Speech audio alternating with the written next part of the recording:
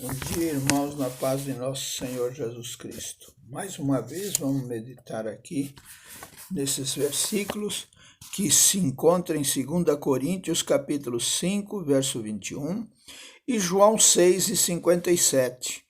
Esses dois versículos, nós vamos meditar neles hoje sobre o que o Senhor tem para nos falar. Aquele que não conheceu o pecado, ele o fez pecado por nós, para que nele nos tornássemos justiça de Deus. Assim como o Pai que vive me enviou, e eu vivo pelo Pai, também quem de mim se alimenta por mim viverá. Que palavra maravilhosa, dita pelo Senhor. Desde que fomos regenerados, começamos a ter uma nova constituição.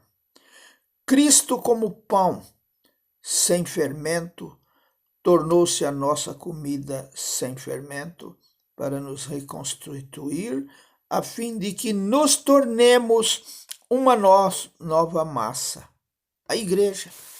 Agora nós tornamos uma nova massa, porque nos estamos tornando sem fermento. Como o pão sem fermento, ele faz com que nos tornemos sem fermento na nossa instituição, tornando-nos uma nova massa, uma massa sem fermento. Isso significa que nos tornamos uma nova criação sem pecado. 2 Coríntios 5 e 17. A história dos filhos de Israel é uma prefiguração completa da nossa vida cristã na vida da igreja.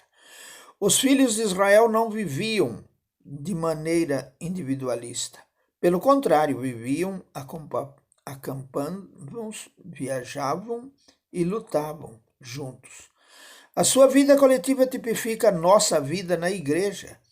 Depois de experimentarem a Páscoa, eles celebravam a festa dos pães sem fermento. Isso indica que nós também devemos celebrar essa festa. A vida da igreja é uma festa do pão sem fermento. Por essa razão, qualquer fermento deve ser removido da igreja. Para vivermos uma vida sem pecado, temos de comer Cristo diariamente, como pão sem fermento. Uma vez que somos o que comemos, e se comermos pão sem fermento, ficaremos constituídos como pão sem fermento. Então viveremos uma vida sem fermento. 1 aos Coríntios 5 e 8 revela que Cristo é o pão sem fermento, da sinceridade e da verdade. Como pão sem fermento, Cristo é para vivermos uma vida da igreja pura. Na igreja não deve haver fermento, que na Bíblia tipifica todas as coisas negativas, como doutrinas e práticas erradas, mas ações e coisas pecaminosas.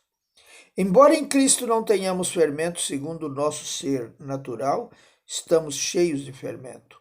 A pergunta crucial é se comemos pão com ou sem fermento. Ou seja, vivemos Cristo ou nos vivemos a nós mesmos? Se vivemos Cristo, comemos pão sem fermento. Mas se nos vivemos e nós mesmos, comemos pão com fermento.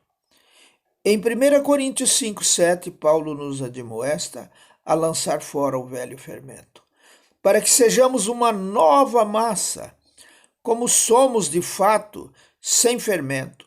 Temos de ser uma nova massa, que se refere à igreja composta por crentes na sua nova natureza. Somos sem fermento em Cristo e devemos viver segundo Ele e não segundo nós mesmos. O nosso Redentor, que não tem pecado, é a festa para a vida toda dos crentes. Devemos desfrutar descanso, desfrutar Deus e desfrutar o nosso Redentor, longe do pecado, durante toda a nossa vida. No primeiro dia da festa dos pães sem fermento, o povo teria uma santa convocação e não faria nenhuma obra servil. Isso significa que desde o início da nossa vida cristã, desfrutamos Cristo coletivamente como nossa festa, sem o nosso labor humano. Durante 7 dias, as pessoas deveriam fazer uma oferta por fogo a Deus. Isso significa que oferecemos Cristo como alimento a Deus, continuamente ao longo de toda a nossa vida cristã. Cristo é o nosso alimento. Depois de o desfrutarmos como alimento, ele torna-se a nossa oferta a Deus para ser comida para Deus.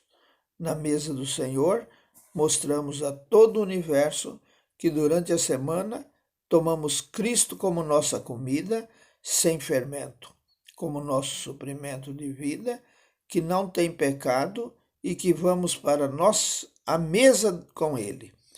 Em seguida, oferecemos a Deus, para a sua satisfação, aquele que temos desfrutado como nosso alimento. Ao fazê-lo, o experimentamos como nosso desfrute. Também ao 7º dia, as pessoas deveriam ter uma convocação santa e não fazer nenhuma obra servil. Verso 8. Isso significa que continuamos a desfrutar Cristo coletivamente, sem a nossa obra humana, até o último dia da nossa vida cristã. Amém.